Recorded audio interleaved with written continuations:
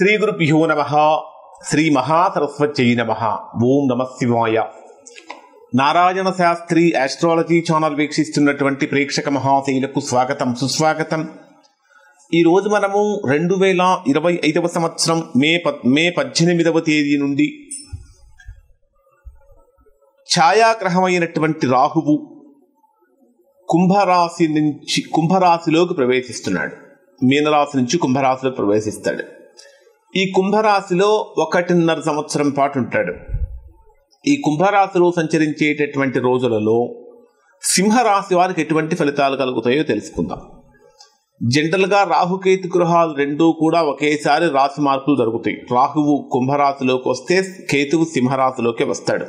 So కేతువుకు సంబంధించినటువంటి ఒక ప్రత్యేకమైన వీడియో మనం తర్వాత తెలుసుకుందాం. ప్రస్తుతం 7వ స్థానంలో సంచరించే రాహువు యొక్క ప్రభావం ఎలా ఉంటుంది? రాహువు మిత్రక్షేత్రంలోకే వస్తున్నాడు. అంటే కుంభరాశ్యాధిపతి ఎవరు అంటే శని.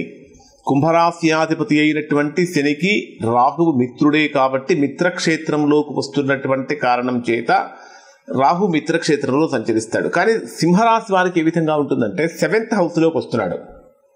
7వ స్థానం అనేది దేనికి సంబంధించినటువంటి స్థానం అంటే వివాహానికి సంబంధించినటువంటి స్థానం, అలానే ప్రేమలకు సంబంధించినటువంటి స్థానం, కొన్ని రకాలైనటువంటి విజయాలకు సంబంధించినటువంటి స్థానం, కుటుంబంలో భార్యాభర్తల మధ్య భార్యా ద్వేషానికి మొదలైనటువంటి వాటికి సంబంధించినటువంటి స్థానం, ఇంకా వ్యాపారపరమైన నిర్ణయాలు తీసుకోవడానికి వాటిని అమలు చేయడానికి సంబంధించినటువంటి స్థానం, ప్రయాణాలు ఏ విధంగా ఉంటాయనేది కూడా మనకు 7th హౌస్లోనే తెలుస్తుంది.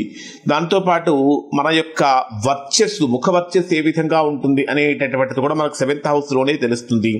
దాంతోపాటు ఈ వివాహపరమైనటువంటి సమస్యలు, దోషాలు ఇవన్నీ కూడా మనకు 7th హౌస్లోనే తెలుస్తాయి. ఇప్పుడు ప్రస్తుతం మీ జన్మరాశికి 7th హౌస్లోకి రాహు ప్రవేశిస్తున్నాడు. జనరల్గా రాహు కనుక 7వ స్థానంలోకి వస్తే మొట్టమొదటిగా సింహరాశి వారికి అనుకూలతల కంటే ప్రతికూలతలే కొద్దిగా ఎక్కువగా ఉంటాయి. ఎవరికి ఎక్కువగా ఉంటాయంటే ఎవరికైతే రాహు మహర్దశ జరుగుతూ ఉన్నదో లేదా ఎవరికైతే రాహు యొక్క అంతర్దశలు జరుగుతూ ఉన్నాయో అటువంటి వారికి ఈ ప్రభావం కొంచెం ఎక్కువగా ఉంటుంది. జనరల్గా 7th హౌస్లోకి రాహు యొక్క ప్రభావం రావగానే ఫస్ట్ జరిగేటటువంటి పరిణామం ఏమిటంటే భార్యకు లేదా భర్తకు అంటే మీ జీవిత భాగస్వామికి సంబంధించినటువంటి ఆరోగ్యపరమైనటువంటి విషయాలలో ఇబ్బందులు కలుగుతాయి.